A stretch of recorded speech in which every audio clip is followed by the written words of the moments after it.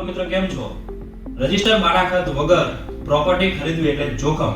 શું તમે પણ પ્રોપર્ટી ખરીદવાનો પ્લાન કરી રહ્યા છો? તો આ વિડિયો તમારા માટે છે. રજિસ્ટર બાનાખત એટલે ખરીદનાર અને વેચનાર વચ્ચે લેખિતમાં કરવામાં આવતું કરારનામું જે દર્શાવે છે કે પ્રોપર્ટી કોણે, ક્યારે અને કેટલી કિંમતમાં ખરીદી કરી છે. રજિસ્ટર બાનાખત કેમ જરૂરી છે? તો રજિસ્ટર બાનાખત એ દર્શાવે છે કે તમે કોઈ નાણાંની ચૂકવણી કરેલ છે અને ફ્યુચરમાં કોઈ વાદ વિવાદ થાય છે તો એ કોર્ટમાં કેસ કરવા માટે એક મજબૂત પુરાવો સાબિત થઈ રહેશે. જો મિત્રો તમે રજિસ્ટર બાનાખત નથી કરાવતા તો મૂળ માલિક બીજા કોઈને જમીન વેચી શકે છે અને જો ફક્ત તમે કાગળ ઉપર જ બાનાખત કરાવેલું છે તો એની સરકારી ચોપડે કોઈ જ નોંધ કરવામાં આવતી નથી અને તમારે કોઈ વાદ વિવાદ ફ્યુચરમાં થાય છે તો એ ડોક્યુમેન્ટ તમારે કોર્ટ કચેરીમાં કોઈ જ કામ આવતો નથી. મિત્રો તમે રજિસ્ટર બાનાખત કરાવો છો તો તમારે કઈ વાતો એમાં મેન્શન કરવી જરૂરી છે.